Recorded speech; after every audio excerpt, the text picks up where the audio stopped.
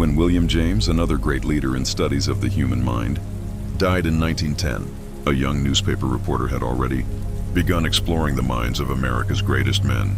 53 years later, Dr. Napoleon Hill, my greatest book, Think and Grow Rich, was written in the White House in 1933.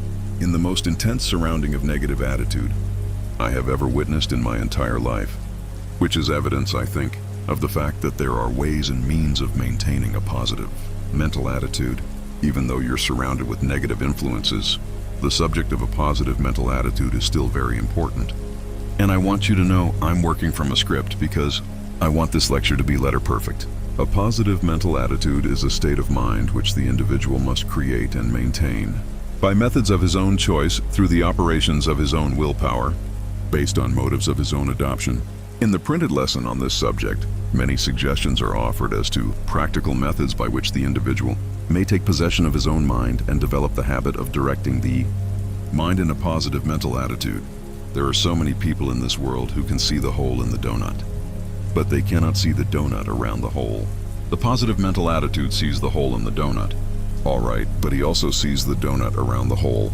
Nothing constructive and worthy of man's efforts never has been or ever will be achieved except that which comes from a positive mental attitude based upon a definite purpose and activated by burning desire and intensified until the burning desire is elevated to the plane of applied faith. When it comes to wishes, everyone has a flock of them. When it comes to idle curiosity, everyone has a lot of it. When it comes to hopes, perhaps half of the people have hopes for unattained things or circumstances. Burning desire, only that small percentage of people who can be called successful ever feel the urge of this burning desire. Applied faith, all of the leaders attain this degree of mind control, which again exists only in the positive mental attitude. Trappings of positive results occur only when it is expressed in a positive mental attitude. The most effective prayers are those expressed by individuals who have conditioned their minds to habitually think in terms of a positive mental attitude for a great number of years. And your other self. Each human being is a plural, not a singular being. One of these beings is negative, the other is positive, and there is a battle from birth until death between these two as to which predominates. Usually, the power is about evenly divided between the positives and the negatives, but often the negative takes over completely and makes the individual a subject of pity to himself and to all the others around him. The development of a positive mental attitude is the first step which one must take in order to give that positive self full and complete control over the negative self. Then one has truly taken possession of his own mind and is able to direct it to whatever end he desires, thus fulfilling the purpose of the Creator in having given man complete control over but one thing, and that is his own mind. I think of all the facts that I have examined in life, that is the most fabulous, the most far-reaching, and the most significant, that the Creator has given man control over but one thing, and one thing only, and that is the right to use it thinking positively or negatively. Eternal vigilance is the price one must pay to maintain a positive mental attitude because of these and other natural opposites of positive thinking, such as your negative self, which is consciously maneuvering for power over you. You can feel that. You don't think it, but take my word for it, you felt it in the past.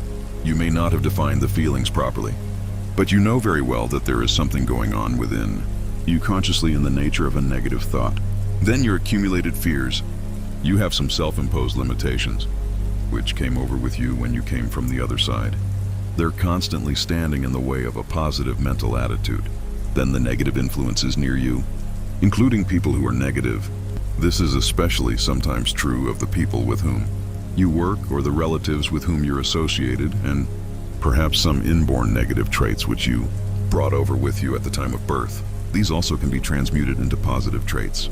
Worries over the lack of money and the lack of progress in your business, profession, or calling in life.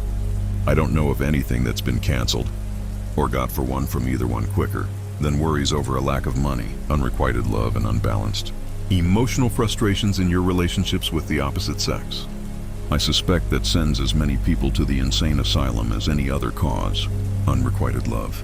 It seems to me that a man or a woman who is disappointed in a love affair should look upon the affair very much as a sort of a streetcar ride. You know, if you don't like the car you're riding on, you can always get a transfer onto another.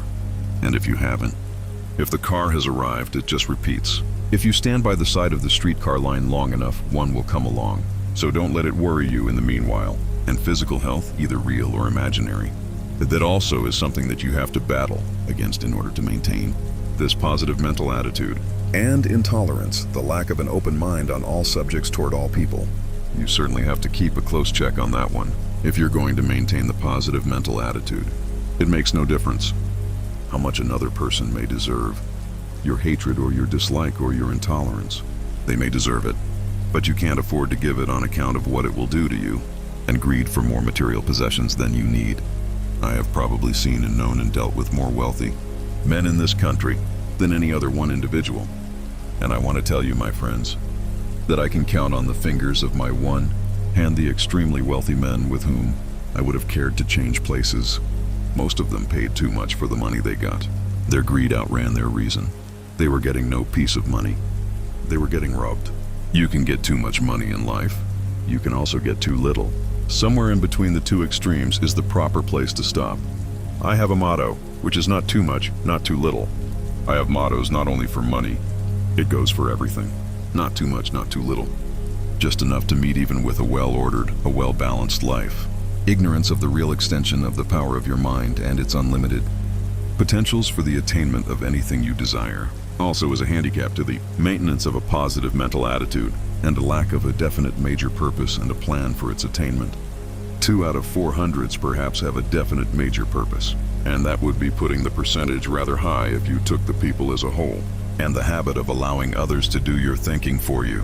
Now take yourself rigidly on each of the above enemies of positive thinking and go to work wherever you grade less than 100% on immunity against any of these causes. If you have a mastermind alliance, have each of its members to carefully check and grade you on each of the above causes.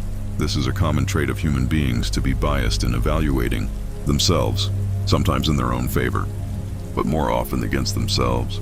As a student of the science of personal achievement, you are engaged in a complete overhauling job to actually evolve into a new you and a better set of habits by which you conduct your life.